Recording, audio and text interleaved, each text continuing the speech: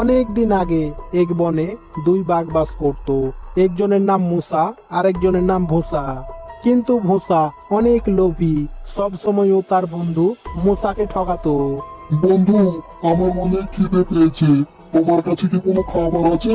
থাকলে দাও না। হ্যাঁ বন্ধু, আমার কাছে অল্প খাবার রাখা আছে। চলো আমরা দুজন মিলে খেয়ে নিই। আর খাবার খেয়ে মুসা যখন সেখান থেকে চলে গেল, তখনই ভুসা তার রাখা খাবার একা একা খেতে শুরু করলো। আহ, আজ অনেক শান্তি করে খেতে পেল, কিন্তু আমার রাখা সমস্ত খাবারই তো আমি খেয়ে ফেললাম। আর তো আমার কাছে খাবার নেই। না, আর দেরি করা আমার ঠিক হচ্ছে না। ও তো চলে গেছে, আমিও যাই, খুঁজে দেখি। যদি কোনো শিকার পেয়ে নি, তাহলে কালকে আমি বসে বসে মজা করে খাবো। এইভাবেই ও অনেকক্ষণ ধরে শিকার খুঁজতে থাকে। আর তখনই ও দেখে তার সামনে একটা হৃষ্টপুষ্ট গাই। আরে সর্বনাশ, এত সুন্দর একটা হৃষ্টপুষ্ট গাই। তাহলে নিশ্চয়ই ওর মাংস অনেক সুস্বাদু হবে।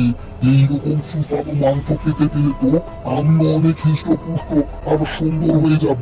না না, দেরি করলেও আমার হাত থেকে হাতছাড়া হয়ে যাবে।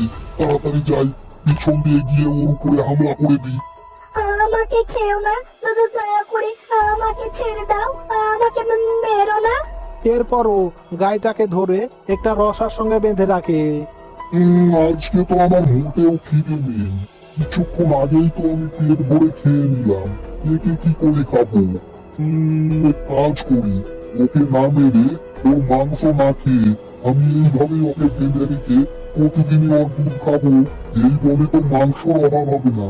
যাকেই ধরবো আমি মাংস খেতে পাবো, কিন্তু দুধ তো আর সবসময় পাওয়া যাবে না। এটাই এটাই ভালো হবে। আরে বন্ধু, এটা তুমি কি করছো? এইভাবে ওকে বেঁধে রেখে কষ্ট দিচ্ছ কেন? তুই তো দেখছি এক নম্বর গাধা আছিস রে। শোন, আমি একটা প্ল্যান করেছি। আমরা ওকে মারবো না, আমরা প্রতিদিনই ওর দুধ খাবো।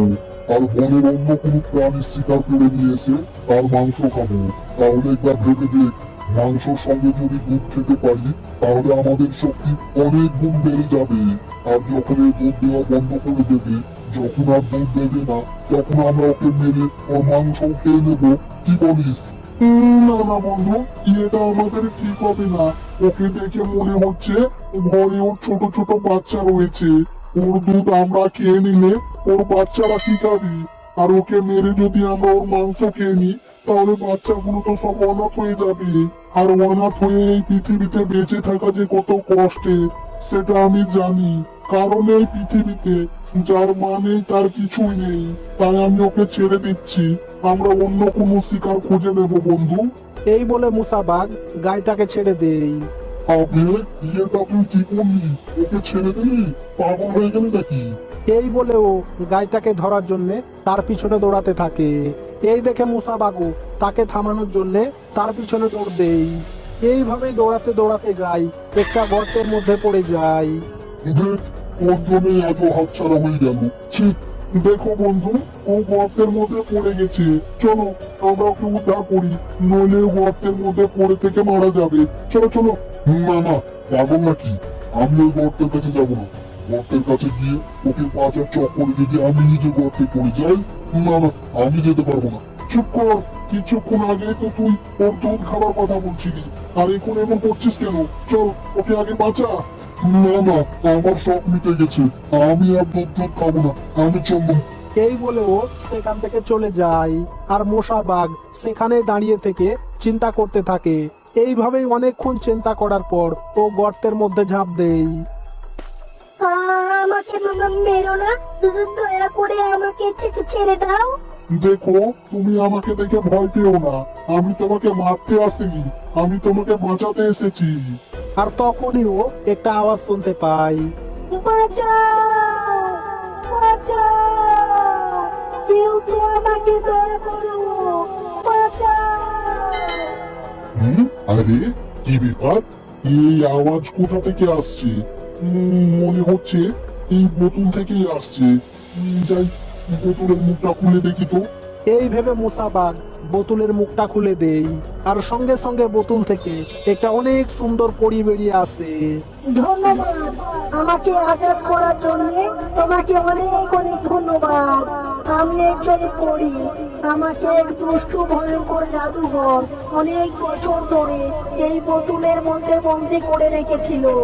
আমি এই বোতলের মধ্যে বন্দি হয়ে অনেক চিৎকার করেছি, কিন্তু আমাকে কেউ আজাদ করেনি।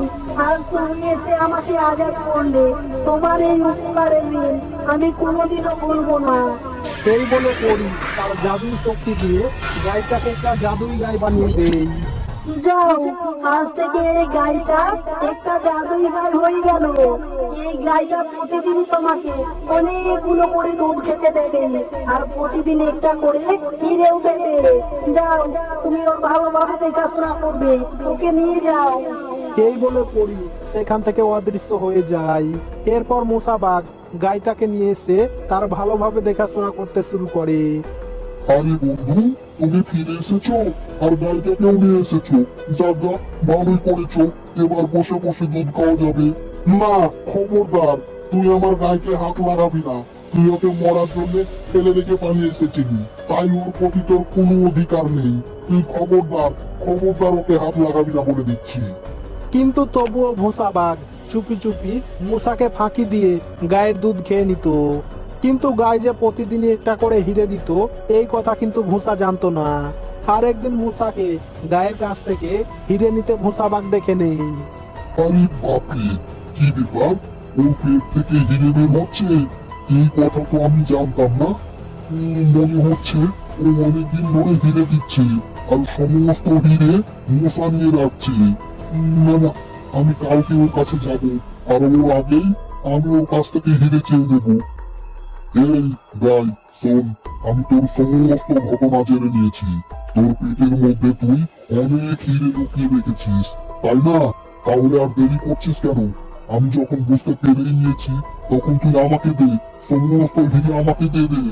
না না, তুমি মোটেও ভালো না, তুমি অনেক খারাপ, তাই তুমি কিছুই পাবে না। চলে যাও এখান থেকে। ও, তাহলে তুই দেখি না। আচ্ছা ঠিক আছে, এবার আমি তোর পেট ছিঁড়ে সমস্ত হিরে বের করে তোর মাংস খেয়ে নেবো, আর মশা কিছুই জানতে পারবে না। না না, আমাকে মেরো না, আমি বলছি, আমি সব বলছি। আর ভয়ে গাই তাকে সমস্ত কথা বলে দেই। ও আচ্ছা ঠিক আছে, তাহলে তুই এক কাজ কর, তাড়াতাড়ি আমাকে সেখানে নিয়ে চ। এরপর গাই তাকে সেই গর্তে নিয়ে আসে। এই এই গুহর মধ্যে কি আছো? বেরিয়ে এসো। এই, কে তুমি? কি চাও? আর এখানে কি করে আসলে? দেখো, তুমি আমার বন্ধুকে এই গাইটা উপহার দিয়েছো, তাই ও প্রতিদিনই হিরে আর পেট ভরে দুধ খেতে পাচ্ছে। তাই আমি চাই তুমি আমাকে এমন একটা উপহার দাও, তাড়াতাড়ি দাও। ও, তাহলে তুমি আমার কাছ থেকে উপহার নিতে চাও? এর জন্য আগে তোমাকে ভালো কাজ করতে হবে। তুমি কি জীবনে কোনোদিন ভালো কাজ করেছো? যাও, আগে তুমি ভালো কাজ করে এসো, এরপরে আমার কাছে আসবে। না না, আমার এত ধৈর্য নেই, আমার এক্ষুনি দরকার। মশাকে যেমন সঙ্গে সঙ্গে দিয়েছো, আমাকেও এক্ষুনি সঙ্গে সঙ্গে দাও, নইলে কিন্তু আমি এই গাইটাকে মেরে খেয়ে নেবো। তাড়াতাড়ি করো। এই শুনে পড়ি অনেক চিন্তায় পড়ে যায় যে তার কথা না শুনলে গাইটাকেও মেরে ফেলবে। এইভাবে চিন্তা করতে করতে ওর মাথায় একটা দারুণ বুদ্ধি আসে। আচ্ছা ঠিক আছে, এর জন্য তোমাকে অনেক কষ্ট করতে হবে। তুমি কি পারবে? হ্যাঁ, বলো, আমি এর জন্য সবকিছু করতে রাজি। বলো আমাকে কি করতে হবে। তাহলে শোনো, তোমাকে অনেক ধৈর্যের পরিচয় দিয়ে একটানা 7 দিন ধরে এই গায়ের গোবর খেতে হবে। যদি তুমি এটা করতে পারো, তবেই তুমি আমার কাছ থেকে কিছু উপহারের আশা করতে পারো। আর বোকা ভোসা বাঘ দুধ আর হীরের লোভে গোবর খেতে রাজি হয়ে যায়। এইভাবেই ও লাগাতার 5 দিন গোবর খাওয়ার পর ও অনেক অসুস্থ হয়ে পড়ে। আরে বন্ধু, কি হয়েছে? কি হয়েছে তোমার? আমাকে আমাকে ক্ষমা করে দাও বন্ধু। আমি তোমাকে সব সময় ধোঁকা দিয়েছি, ঠগিয়েছি, তাই হয়তো আমার আজকে এমন অবস্থা। আমাকে আমাকে ক্ষমা করে দাও। বন্ধু, আমি তোমার ব্যাপারে সব কিছু জানি, কিন্তু আজ পর্যন্ত তোমার সামনে কখনো বলিনি। কেন জানো? কারণ আমি যদি বলতাম তুমি অনেক দুঃখ পেতে, তাই বলিনি। আর আজ তুমি নিজের ভুল বুঝতে পেরেছো, এতে আমি অনেক খুশি হয়েছি বন্ধু। এই দেখো, আমি পরীর কাছ থেকে তোমার জন্য ওষুধ নিয়ে এসেছি। এই ওষুধ খেলে সঙ্গে সঙ্গে তোমার শরীর ঠিক হয়ে যাবে। এক্ষুনি খেয়ে নাও বন্ধু, এক্ষুনি খেয়ে নাও। আর ওষুধ খাওয়ার সঙ্গে সঙ্গে তার অসুখ ভালো হয়ে যায়। এরপরও পরীর কাছে এসে ক্ষমা চাই। এই দেখে পরীও অনেক খুশি হয়ে তাকে একটা জাদুই গায়ে দেই। এরপর থেকে তারা দুজনেই সেই বনে বেশ সুখে শান্তিতে জীবনযাপন করতে থাকে।